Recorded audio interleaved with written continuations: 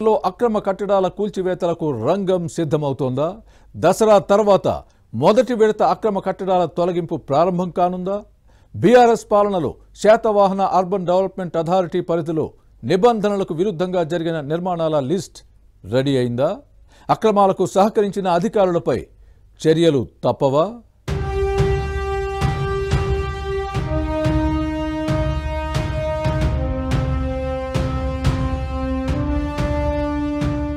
హైడ్రా ఈ పేరు ఇప్పుడు హైదరాబాద్ లో రియాల్టర్లు అక్రమ నిర్మాణదారులను హడలెత్తిస్తోంది.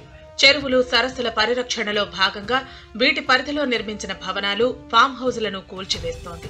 దీంతో కబ్జాదారులు అక్రమంగా వెంచర్లు వేసిన యజమానుల గుండెల్లో రైళ్లు పరిగెడుతున్నాయి.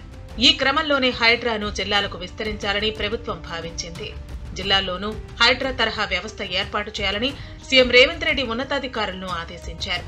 కరీంనగర్ జిల్లాలోనూ చెరువులు కుంటలను ఆక్రమించి వెంచర్లు వేశారు. విల్లాలు ఫామ్ హౌజుల నిర్మాణం జరిగింది. వీటిపైన ప్రభుత్వం ఫోకస్ పెట్టినట్టు సమాచారం.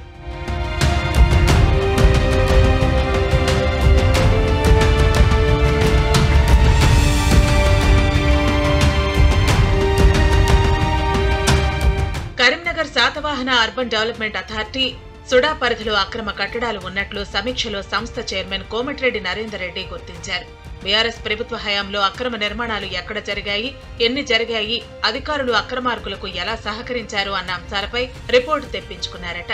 అలాగే స్వయంగా క్షేత్రస్థాయిలో పరిశీలించారని సమాచారం. తనకు కేటాయించిన ప్రభుత్వ వాహనంలో వెళితే అనుమానం వస్తుందన్న ఉద్దేశంతో వేరే కారులో చేరుకుని అక్రమ కట్టడాల ఫోటోలు తీసినట్టు సమాచారం. సుడా సమీక్షలో వాటిని ప్రదర్శించి చెరువులు కుంటల పరిధిలో నిర్మాణాలకు పర్మిషన్ ఎలా ఇచ్చారంటూ అధికారులను నిలదీస్తే సమాధానం చెప్పలేక నోరెళ్ల పెట్టారట. సుడా చైర్మన్ కోమటిరెడ్డి నరేందర్ రెడ్డి ఇంత పకడ్బందీగా అక్రమ నిర్మాణాలను ఫోటోలతో సహా ఎలా సేకరించారని ఆశ్చర్యపోవటం అధికారుల వంతైంది.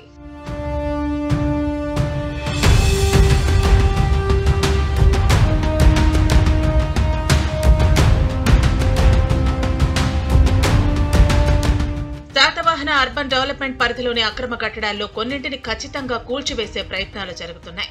ఇందుకు బాధ్యులైన అధికారులపై కూడా చర్యలు తీసుకోవాలని సుడా చైర్మన్ కోమటిరెడ్డి నరేందర్ రెడ్డి భావిస్తున్నారు. దీంతో ఇటు అక్రమార్కులతో పాటు అటు అధికారుల వెన్నులో వణుకు పుడుతోంది. సుడాకు అవసరమైన సిబ్బందిని నియమించుకునేందుకు ఇటీవల ప్రభుత్వం అనుమతి కూడా ఇచ్చింది.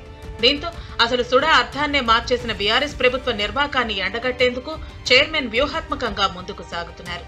హైడ్రా తరహాలోనే కరీంనగర్లోనూ కూల్చివేతలు ప్రారంభిస్తే అక్రమ కట్టడాలను నిర్మించేందుకు ఎవరూ సాహసించకుండా స్ట్రాంగ్ వార్నింగ్ ఇచ్చినట్టు అవుతుంది. దసరా తర్వాత కొన్నింటిని కూల్చేసేందుకు సిద్ధమవుతున్నారట. అక్రమ కట్టడాల నివేదికను ప్రభుత్వ పెద్దలకు పంపించి జిల్లా కలెక్టర్ అనుమతితో రంగంలోకి దిగుతారని టాక్. కూల్చివేతలు ప్రారంభిస్తే అక్రమార్కులు ఎలా రియాక్ట్ అవుతారో చూడాలి.